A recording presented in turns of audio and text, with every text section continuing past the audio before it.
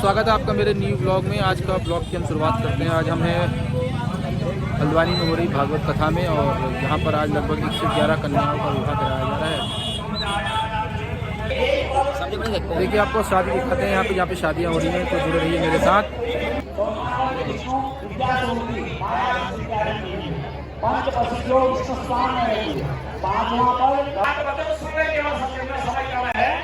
तो कन्या के साथ वचन है यदि यज्ञ कर्तु साथ प्रसन्नम समझे ग्रहणीया। समझ रहे हैं कि जब भी कोई यज्ञ करो तो मेरी सम्मति और जी उठ करके कन्या को बोले दामाद भाग में बैठाए चले चलिए स्नान परिवर्तन कराइए। सिंदूर दान, सीधे सिंदूर दान, बहुत कम चले सीधे सिंदूर दान।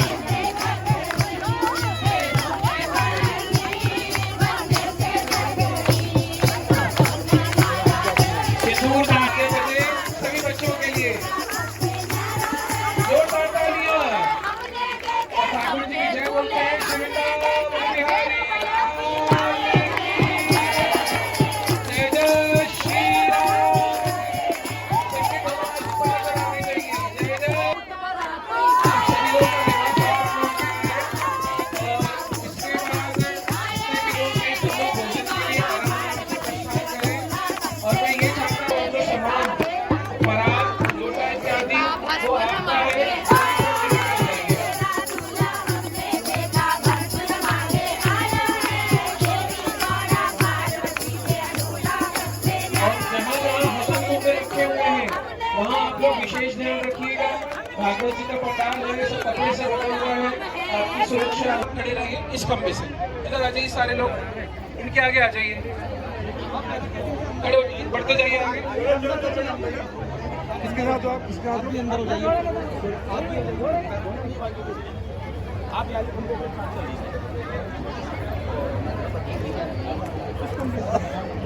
अब आप लोग दाहिने हाथ वाले खंबे से यहाँ पे टाइम पड़ेगा। आप इस तरफ से आ जाओ, इस तरफ आ जाओ, आप लोग खड़े रहिएगा, आप लोग आगे आओ और आगे बैठते बैठते जाओ, आप लोग बैठते जाओ। बिहारी लाल की, श्री राधा रानी की, बिहारी लाल की।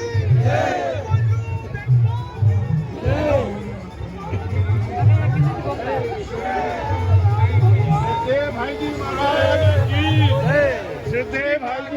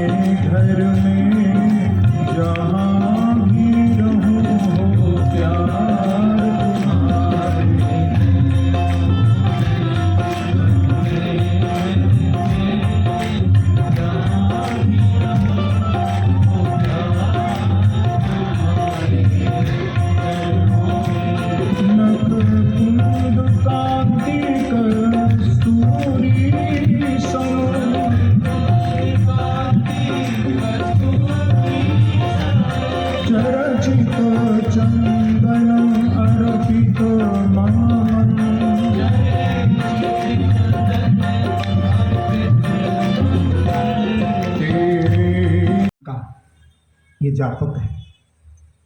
और दूसरा तीसरा, ये जो सबसे ऊपर बड़ा मन का होता है जिसे कहते हैं हम सुमेरु,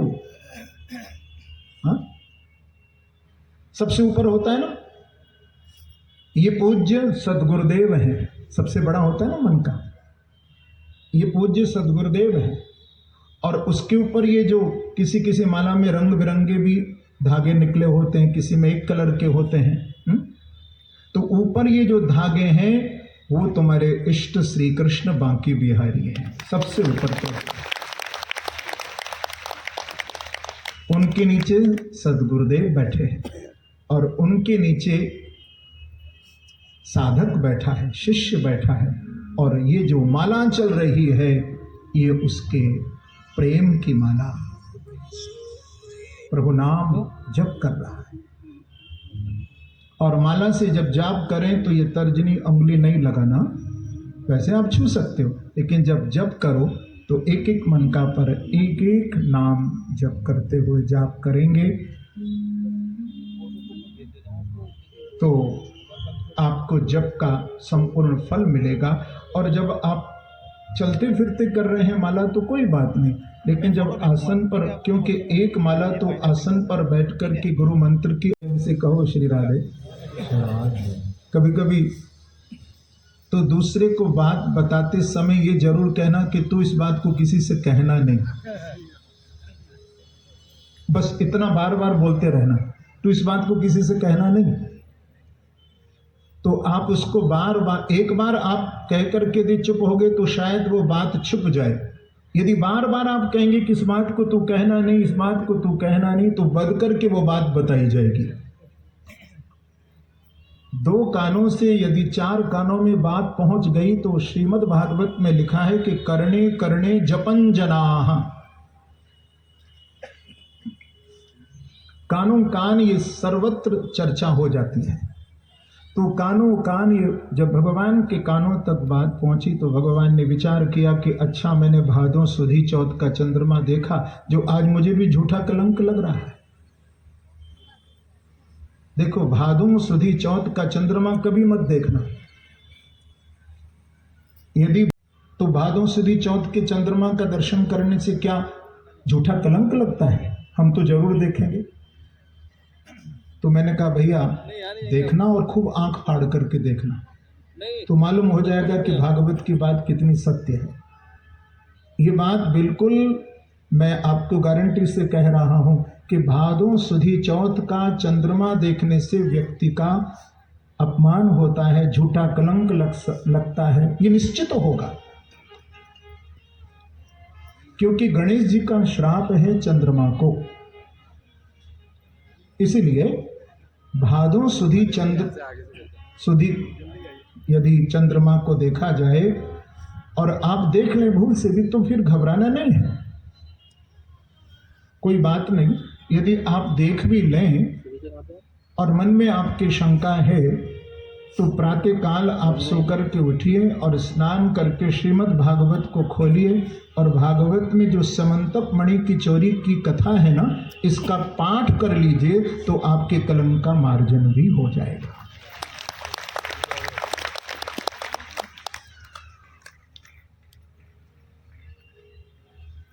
जब भगवान को ये खबर लगी तो भगवान गए और भगवान ने देखा कि वहाँ शेर मरा पड़ा है, लेकिन वहाँ मणि नहीं थी। सामने भगवान ने जाम्बवंत जी की गुफा को देखा। जाम्बवंत की गुफा के द्वार पर जाम्बवती जी अपनी उपमाता के साथ उस मणि से खेल रही थी। भगवान उस मणि को लेने के लिए जब गए तो अपनी उपमाता की छाती से लिपट कर जाम्बवती जी गुफा के अंदर प्रवेश कर गई। भगवान कृष्ण भी जब अंदर गए तो जाम्बवंत बैठे हैं। इन्होंने भगवान को पहचाना नहीं, ये वही जाम्बवंत हैं जो राम अवतार के समय भी थे। तो भगवान से द्वंद्व युद्ध करना शुरू कर दिया।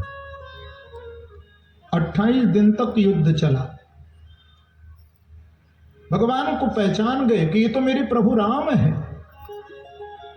आज कृष्ण रूप से इनका दर्शन मिला तो भगवान से क्षमा मांगी अपने अपराध के लिए, और इनकी बेटी थी जिनका नाम है जाम्बवती जी, उनका विवाह भगवान के साथ संपन्न किया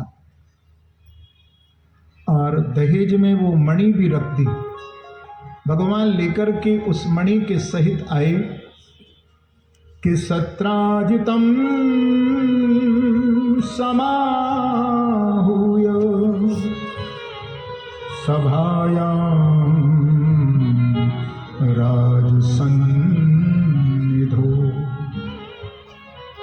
और बीच सभा के अंदर भगवान ने उस मणि को रखा और आद्योपांत भगवान ने सबको बताया कि इस समंतक मणि का चोरी का रहस्य क्या है। तो भगवान ने उस कलंक से अपने आप को मुक्त किया और भगवान ने ये बता दिया कि कभी कभी झूठा कलंक भी व्यक्ति पर लगता है, लेकिन कभी कभी धर्म में जी रहे हैं तो सत्य को भी बहुत परीक्षा देनी पड़ती है। प्रेम से कहिए श्री राम।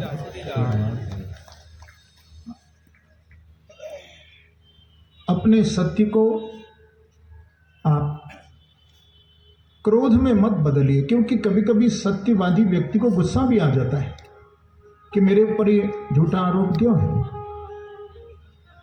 लेकिन क्रोध नहीं करना है। सत्य में संघर्ष है, सत्य में अपमान है,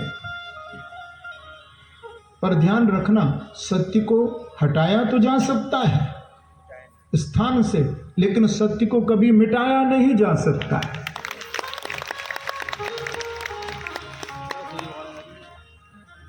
सत्य परेशान तो कर सकता है, लेकिन ये बात भी भागवत की नोट रखना, सत्य परेशान हो सकता है लेकिन सत्य कभी पराजित नहीं होगा।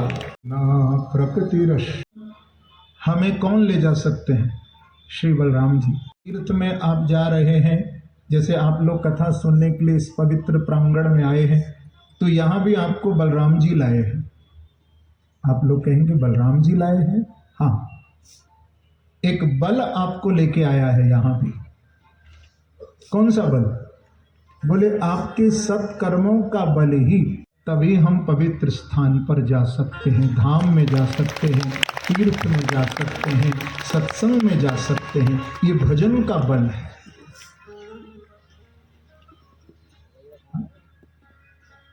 और श्री वृंदावन में भी जब आप जाएंगे तो देखिए वहां भी सबसे पहले यदि आपके मन में संकल्प हुआ कि हम वृंदावन जाएं और बांके बिहार जी का दर्शन करें, तो सबसे पहले जब वृंदावन में आप एंटर करते हैं तो आपके ऊपर किसकी कृपा होती है? वृंदावनेश्वरी। किसकी कृपा होगी? वृंदावनेश्वरी। तब आप वृंदावन में एंटर करते हैं और जब वृंदावनेश्वरी कृपा कर देती हैं तो भगवान के रास का दर्शन होता है। और तीसरा, जब हरिदासेश्वरी कृपा कर देती हैं, कुंज बिहारिणी श्यामाजू जब कृपा कर देती हैं तो साक्षात बांके बिहारी जी का भी दर्शन करा देती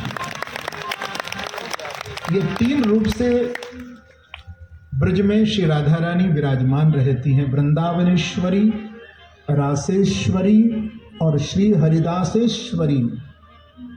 ये तीन रूप हैं श्री राधा रानी के। आप लोग कितने भाग्यशाली हो कि आज इस मार्गशीर्ष महीने में ही, जिस मार्गशीर्ष महीने में आज से 500 साल पहले श्री धाम वृंदावन में वो दिन आ रहा है 28 नवंबर, बिहार पंचमी है। आज से 500 साल पहले वृंदावन में स्वामी श्री हरिदास जी महाराज की संगीत साधना से बांके बिहारी जी प्रकट हुए थे। और इस बात को कहते हुए मुझे बहुत प्रसन्नता भी है, गर्व नहीं, अभिमान नहीं, बड़ी विनम्रता से मैं ये बात कहूँ कि जिस शरीर से आप श्रीमद् भागवत श्रवण कर रहे हैं, आपको भागवत सुना रहा हूँ मैं, ये शरीर भी स्वामी हरिदास जी की इस वंश परंपरा में जन्मा है जिससे आप भागवत सुन रहे हैं।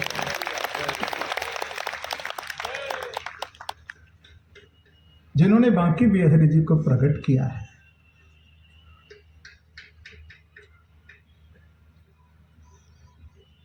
तो 28 नवंबर को बिहार पंचमी है।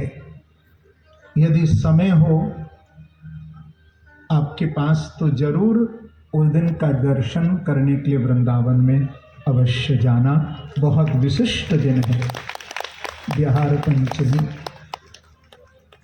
आज से 500 साल पहले वृंदावन के जितने भी रसिक संत थे, उन्होंने स्वामी श्री हरिदास जी महाराज को कहा था कि हे स्वामी जी, जिस छवि का आप निधवन में बैठकर के ध्यान करते हैं, जिनका आप दर्शन करते हैं, उन बांके बिहारी जी को हमें भी दिखाइए।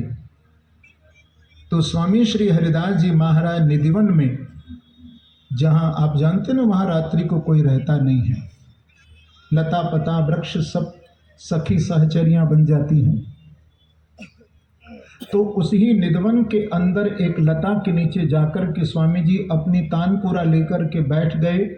सब रसिक संत विराजित थे विशिष्ट, और इस पद को रागबद्ध करके जब स्वामी जी ने गाया कि मायरी सहज जोरी प्रगट भई, इस पद को स्वामी जी गा रहे थे, तो साक्षात श्री वृंदावन में आज से 500 साल पहले बिहार पंचमी के दिन राधा और कृष्ण बांके बिहारी जी प्रकट हो गए।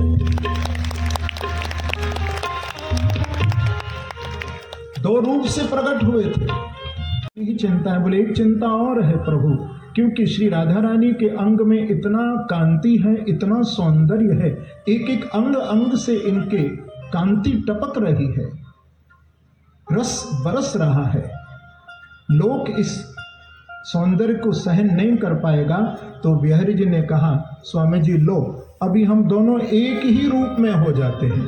तो झट श्री राधा रानी श्यामाजू श्री बांके बिहारी जी के श्रीअंग में विलीन हो गई है।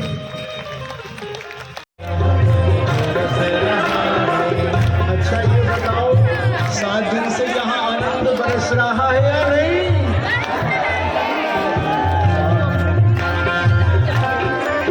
क्योंकि वृंदावन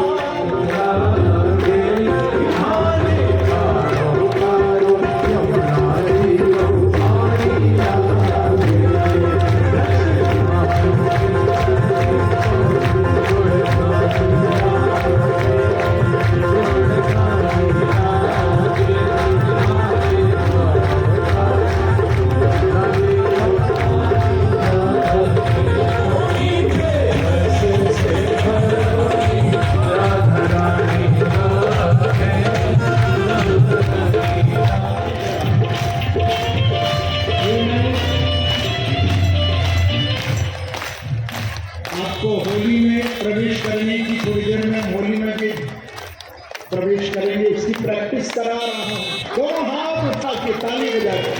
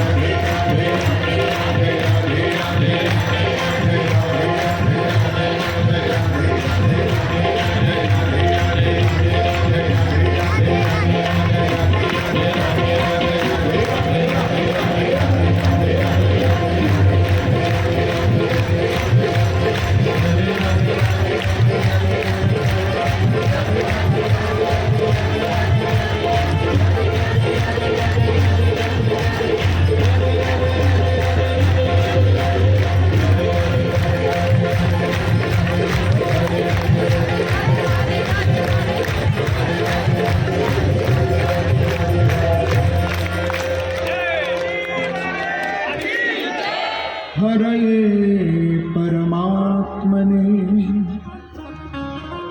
प्रणत क्लेशनाशाय गोविंदाय नमो। 20,800 राजाओं की ओर से भगवान के चरणों में प्रणाम किया। जिस जरासंध ने अपने कारागार में राजाओं को बंदी बना रखा था, तो भगवान के पास उद्धव जी बैठे थे। इनको भगवान ने पूछा कि आपका क्या विचार है उद्धव। इन्होंने कहा कि प्रभु इस समय तो बड़ा अनुकूल समय है, क्योंकि हमारे पास नारद जी भी आए हुए हैं। कौरव और पांडव दोनों मिलकर के रास यज्ञ करना चाहते हैं, जो कि सभी राजाओं को जीत चुके हैं, लेकिन एक राजा को अभी नहीं जीते, वो है जरासंध। कि वृष्णीनां प्रवरो मात्री कृष्णस्य दयित सखा, और सलाहकार भी है। कोई भी सलाह भगवान लेते थे तो विचार विमर्श उद्धव जी से किया करते थे, क्योंकि उद्धव जी जिन्होंने देवताओं के गुरु बृहस्पति जी से ज्ञान प्राप्त किया था,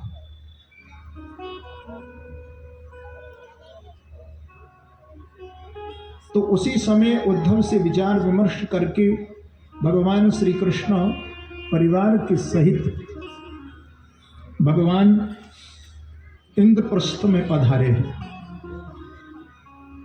और अर्जुन को और भीम को लेकर के जरासंध के मगध राज्य में प्रभु आए और युद्ध का दान मांगा। युद्धम नो देहि राजेंद्र। भीम का और जरासंध का गदा युद्ध हुआ 28 दिन, लेकिन जब 29वें दिन युद्ध प्रारंभ हुआ था ना, तो भीम के अंदर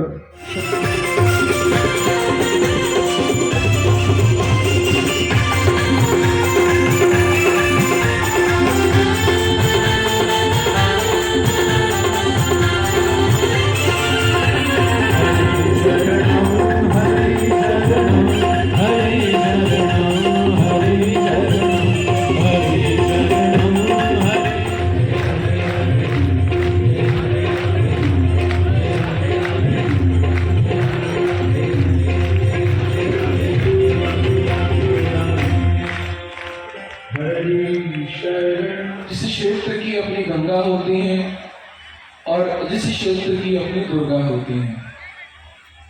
जब भी हम लोग इस धार्मिक अनुष्ठान में चाहे वो घर में हो, चाहे वो मंदिरों में हो, चाहे किसी भी शुभ कर्म में हो। तो इन 3 प्रकार के देवी देवताओं को हम लोग आराधते हैं। तो व्यासपीठ को प्रणाम करने से पूर्व मैं चाहता हूं कि हम सब अपने इस कुमाऊं क्षेत्र के विनायक गंगा और दुर्गा को प्रणाम करें। तो यहाँ पर जितने भी लोग बैठे हैं, तो मुझे नहीं लगता कि कोई भी ऐसा व्यक्ति होगा कि जो अपरिचित हो हमारे क्षेत्र के विनायक से। तो हमारे क्षेत्र के विनायक हैं, अभी जैसे महाराज श्री ने कहा कि जोरदार तालियां एक शब्द है, जोरदार जयकार एक शब्द है। तो मैं आपके सामने नाम ले रहा हूं, तो मैं चाहता हूं कि उनकी जोरदार जयकारों के साथ भी हम लोग जय घोष करें। तो सबसे पहला प्रणाम आज इस मंच, इस भक्ति महोत्सव का अपने विनायक बोलजू महाराज को मैं करना चाहता हूं।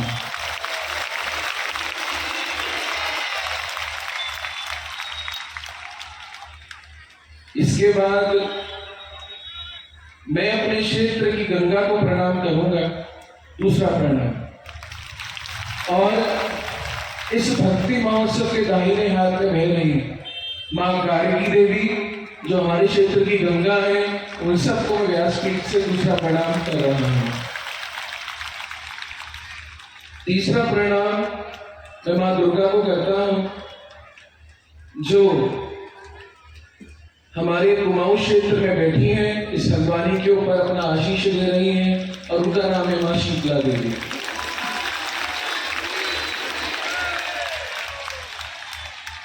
और वहीं से मैं ऊपर बढ़ता हूं, और वहां से ऊपर बढ़ते हुए अभी महाराज श्री ने कथा विश्राम से पूर्व श्री बद्री तीर्थ की, श्री बद्रीनारायण क्षेत्र की चर्चा करी, महाभाग उद्धव जी की चर्चा करी।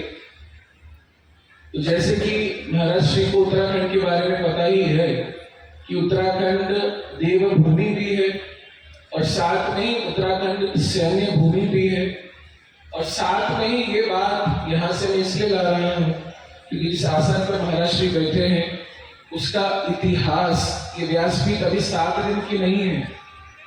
इस व्यासपीठ का इतिहास लाखों वर्ष पुराना है, क्योंकि इस व्यासपीठ पर स्वयं भगवान ने बैठकर ब्रह्मा जी को आगे भागवत जी का श्रवण करवाया, और वही परंपरा आगे बढ़ते हुए पहुंची सीधे बद्री तीर्थ, और जहां पे व्यास जी ने वही परंपरा आगे बढ़ाते हुए सुखदेव जी को सुनाई। तो मैं उसी परंपरा को आगे बढ़ाते हुए इस उत्तराखंड से, इस देवभूमि कुमाऊं और गढ़वाल में स्थित भगवान बद्री तीर्थ से निकलती हुई अलकनंदा और भागवत सरिता से आपको मैं बहुत सारा प्रणाम करता हूं।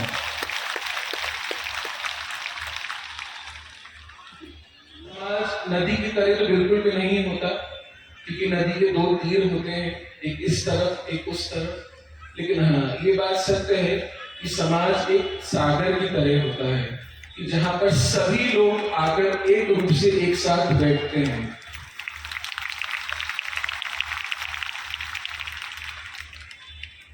हम लोगों ने, एक उदाहरण देता हूं आप लोगों को, क्योंकि आप सभी लोग यहाँ पर बुद्धिमान बैठे हैं, बुद्धिमान कम ज्यादा भी होंगे तो हृदयवान बैठे हैं, और विवेकवान तो आप लोग हैं ही हैं। कर्म के रूप से अगर हम बात करते हैं हमारे इतिहास या वर्तमान परंपरा में, हमने 2 प्रकार के कर्मों को चुना। ये बात बहुत ध्यान देने की है, हम सभी लोगों के काम की बात है। हमने 2 प्रकार के कर्मों को चुना, और एक कर्म की हमने इतनी प्रशंसा करी और एक कर्म की हमने इतनी आलोचना करी कि वो 2 समुद्र के वाहक होते हुए भी नदी के 2 तीर बन गए। कैसे? जिस कर्म की आपने प्रशंसा करी, उस समाज के उस हिस्से का पेट केवल आपकी बातों से भर गया। प्रशंसा करते करते आपने इतनी ऊंचाइयों से उसकी प्रशंसा कर दी कि मात्र बातें ही हो पाई और कुछ नहीं कर पाए। और एक कर्म की आपने इतनी आलोचना करी कि समाज का वो वर्ग भी उसका हिस्सा ना बनकर एक कोने में रह गया। तो अब मैं आपको बात बताता हूं समाज के उस हिस्से की जिसकी आप बहुत प्रशंसा करते हैं, और आपने प्रशंसा करते करते उसको इतना पूजनीय बना दिया। वहां तक तो ठीक है, लेकिन पूजनीय बनाने के बाद भी आपने उनकी सेवा उचित नहीं करी। एक छोटा सा उदाहरण, मैंने महाराज जी से आज 10 से 15 मिनट का समय मांगा है। एक छोटा सा उदाहरण मेरे को अभी पढ़ने में मिला, आज से कोई 2 से 3 महीना पूर्व। एक गोलापार में, यहाँ गार्गी बहती है, उसके दाहिने हिस्से में हमसे एक बालक रहते हैं, बटुक हैं, ब्राह्मण है, जगदीश कुनाई करके एक बालक है। उन्होंने कुछ लिखा, वो मैं आपको बताता हूँ। लगभग 15,000 आदमी यहाँ पर बैठा है इस समय, बहुत ध्यान से सुनिएगा। वो एक व्यक्ति का दर्द है, और वो दर्द हम लोगों के पास पहुंचना चाहिए, क्योंकि हमारे ही कारण वो दर्द उनके पास पहुंचा है। वो लिखते हैं कि मैं एक विवाह में गया। विवाह में क्यों गया? उस विवाह की परिणय कराने के लिए, विवाह कराने के लिए, वर वधू का संबंध के बाद संस्कार शेष होता है, वो पूर्ण करने के लिए।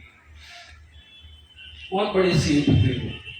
उन्होंने कहा, पंडित जी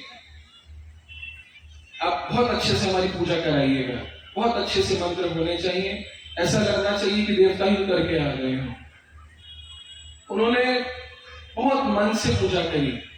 अब विवाह की बात तो आपको पता ही है, ब्राह्मणों को 7 बजे बुला लिया जाता है, और 12-1 बजे जाकर के बारातें आती हैं, तब उनको वहां पर पूजन में बैठाया जाता है।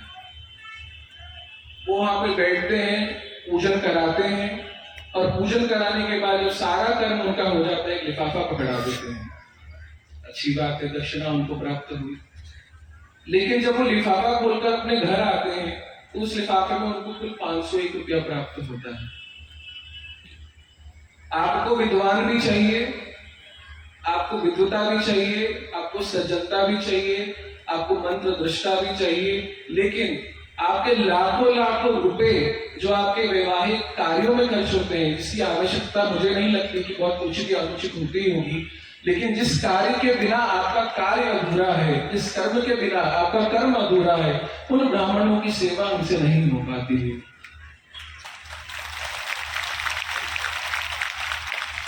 ये मैं नाम लेकर इसलिए बता रहा हूं कि वो प्रामाणिक रूप से उन्होंने लिखा, और मुझे बहुत दुख हुआ इस बात का। आज से 3 दिन बाद दोबारा से सहलक चालू हो रहे हैं, दोबारा से वैवाहिक कर्म चालू हो रहे हैं, और बहुत से परिवारों के यहाँ पर कहीं ना कहीं शुभ कर्म होंगे। आपको एक बात बताऊं, हम जितने भी ग्रंथ पढ़ रहे हैं, जितने भी मंत्र पढ़ रहे हैं, जितनी भी संहिता पढ़ रहे हैं, आज की कोई नहीं से ब्राह्मण कर्म से, क्योंकि उनकी सेवा ही नहीं हो पा रही है। वो इसीलिए अपने कर्म के दुख छोड़ करके और कामों में लग रहे हैं कि पूजा करके, पाठ करके किसी के घर जाकर के क्या मिल रहा है, ये हमारी जिम्मेदारी है। पहले के समय में राजा महाराजा होते थे, किसी की जरूरत होती थी, आवश्यकता होती थी, तो वहां जाकर के वो अपनी आवश्यकता पूरी करते थे। लेकिन आज वो किसके द्वार पर जाएंगे, किसकी पूजा को स्वीकार करेंगे, कहां से क्या लाएंगे? तो मैं आप लोगों से आशा करता हूं, क्योंकि आप लोगों की बात पूरे शहर की बात है, और कभी भी आप इतने भी अयोग महोत्सव से जो मैं शहर में पूरी चर्चा सुन रहा हूं कि हमने प्रयास ऐसा किया कि पूरा समाज एक हो, तो एक केवल 7 दिनों के लिए एक ना हो, ये समाज 7-7 जन्मों तक, 7-7 पीढ़ियों तक एक रहे, और पूरा शहर कहे कि हम हल्द्वानी के वासी हैं। सनातन धर्म का स्वरूप है। महाराज जी ने प्रथम दिन भागवत में एक बात कही कि भागवत जी तो जाति पाति रहित हैं, हर किसी की भागवत है, हर किसी का धर्म है। धर्म के रूप से जब हम बैठते तो ये बातें कहां से निकल कर आती? इस आयोजन में चाहे वह जैसे मैंने नाम लिया वाल्मीकि समाज, कई प्रकार के समाजों ने, कई प्रकार के लोगों ने इस आयोजन को सुंदर बनाया। तो मुझको बधाई देते थे आकर के, मैं कहता था कि मैं बधाई का पात्र नहीं हूँ। हमने 2014 में कहा श्री मृदुल जी आप यहाँ पर आइए, तो आप 8 साल बाद फिर आ गए। तो आज क्या हम ऐसा नहीं कह सकते कि कृष्ण आप आइए, तो कृष्ण भी हमारे जीवन में आ जाए? जब 3 बार कहने में आप आ सकते हैं, तो आपके आगे लगा हुआ नाम कृष्ण भी तो हमारे जीवन में आ सकता है। तो मेरी तो इच्छा इतनी ही है कि हम सब, हमारे शहर, हमारा नगर भगवान की भक्ति में लगे, क्योंकि ये सब काम और ये सब बातें भगवान के लिए ही हैं। यहाँ पर आप लोग जितने प्रेम से बैठे हैं, मैं चाहता हूं कि उतने ही प्रेम से आप लोगों का प्रस्थान भी हो। बहुत आराम से आप लोग सब बाहर जाइएगा, अपनी सुरक्षा को साथ में देखते हुए। साथ में यहाँ पर है प्रांतीय उद्योग व्यापार मंडल, उसकी महिला इकाई को हमने निवेदन किया कि आप लोग आइए और कार चलाकर आइए। और महाराज जी, मैंने साथ में ये बोला, क्योंकि जब से हम लोग कथाओं को देख रहे हैं, कथा पंडालों को देखते हैं, तो आपको भी अनुभव होगा कि महिलाएं आती हैं तो स्वेटर भी बुनती हैं, रुई की बत्तियां भी बनाती हैं, और पहले तो नीम के बीज भी छिलती थी। समय आगे बढ़ रहा है। इस पंडाल में वो महिलाएं भी चाहिए, तो इस पंडाल में कार चलाने वाली महिलाएं भी चाहिए।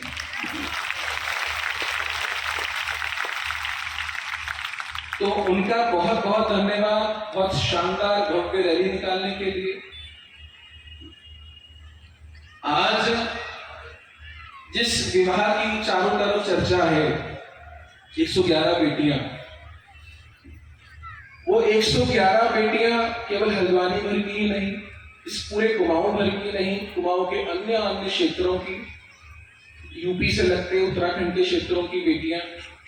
और जब वो बेटियां इस पंडाल में घुसी, उनकी आप आंखें देखते, गरीब शब्द माँ बाप के लिए होता है, बच्चों के लिए नहीं होता।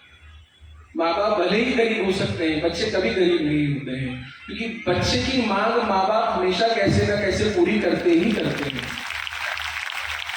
और आज जब इस भव्य पंडाल में आप लोगों के सहयोग से वो बच्चे निःशुल्क यहाँ पर बैठे, जब उनका विवाह किया गया, और उस विवाह में जब मेरे उत्तराखंड के, हमारे उत्तराखंड के बहुत प्राचीनतम जनजाति के जोहार शौका समाज की जो भव्य बारात निकाली गई, तो उस बारात की रंगत, उस बारात का रूप अगर आप देखते, कैसे पारंपरिक रूप से वहां आए और कैसे छोरिया नृत्य करते उन बच्चों का यहाँ प्रवेश हुआ, तो मैं चाहता हूं एक जोरदार तालियां हमारे जोहार शौका समाज के लिए होनी चाहिए। मेरे से सब कह रहे थे, अगर यहाँ पर शौका समाज के लोग बैठे हैं, मेरे से सब कह रहे थे कि शौका समाज को आपने जोड़ लिया, बहुत बड़ी बात हुई। मैं कहता हूं आप पहले जोड़ते तो और बड़ी बात होती।